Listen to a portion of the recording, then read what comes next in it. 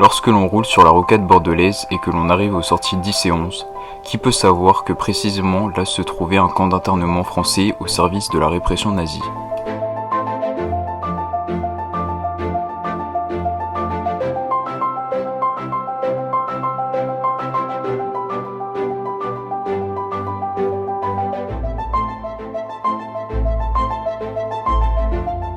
Sortie 10, après un premier rond-point marqué par la présence d'un McDo, un second carrefour giratoire abrite sur un de ses arcs extérieurs une stèle.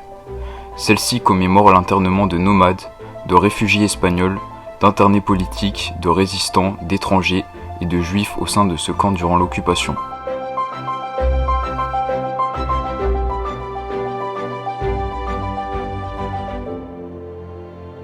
Mais qui s'arrête pour lire son épitaphe?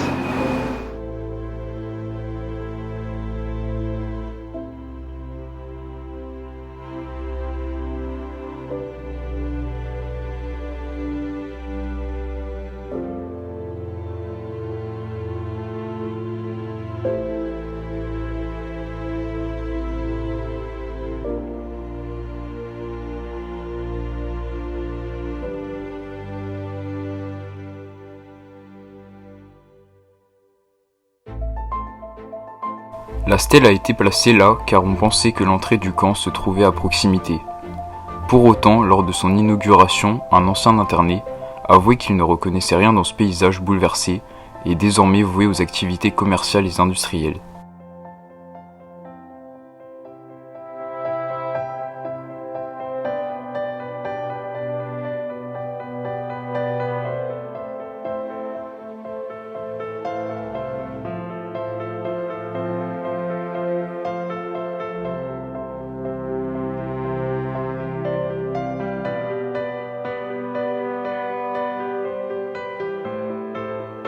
Notre projet consiste donc, à l'instar du camp de Gurs par exemple, à rendre lisible et compréhensible par tous le camp de Mérignac-Beaudésert. Les élèves des 3 établissements publics ont donc été sollicités afin de répondre aux problématiques suivantes. Comment redonner une visibilité à l'histoire du camp, à son emplacement et à son organisation? Comment donner la possibilité au plus large public possible de connaître cette histoire et l'histoire de ceux qui ont été internés?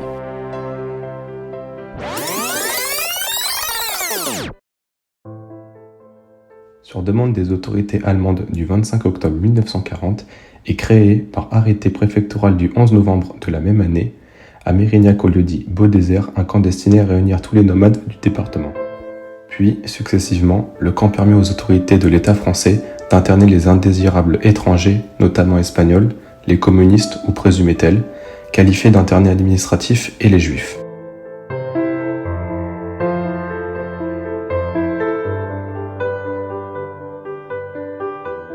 En 1949, le nombre approximatif d'internés pendant l'occupation au centre de séjour surveillé de Mérignac a été estimé à 8730 personnes par le cabinet du préfet.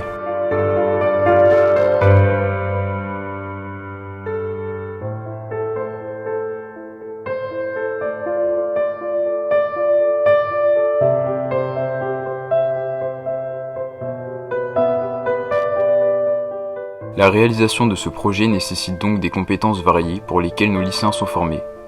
Les étudiants de la section géomètre-topographe du lycée Léonard de Vinci ont d'ores et déjà positionné le centre de séjour surveillé sur un cadastre récent.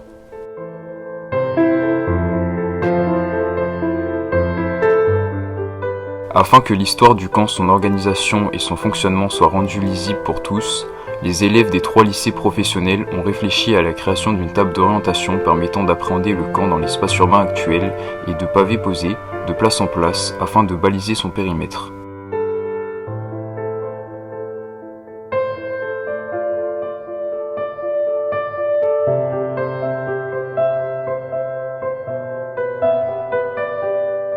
Les élèves en EDPI au lycée Charles Péguy doivent numériser en 3D le plan du camp.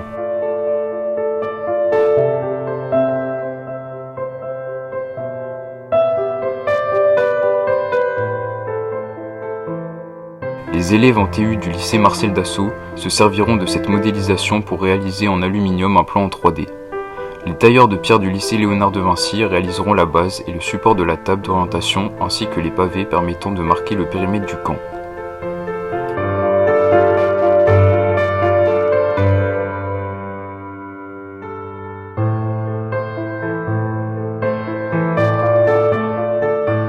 Un site internet présentera l'histoire et l'organisation du camp ainsi que les parcours d'internés des différentes catégories de prisonniers.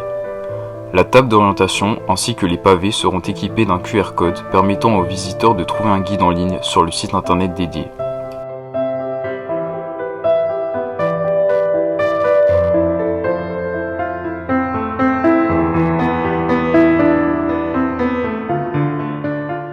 Au lycée Léonard de Vinci, les élèves travaillent sur des monuments mémoriels afin de comprendre leur rôle et réfléchissent en atelier à ce que sera la table d'orientation.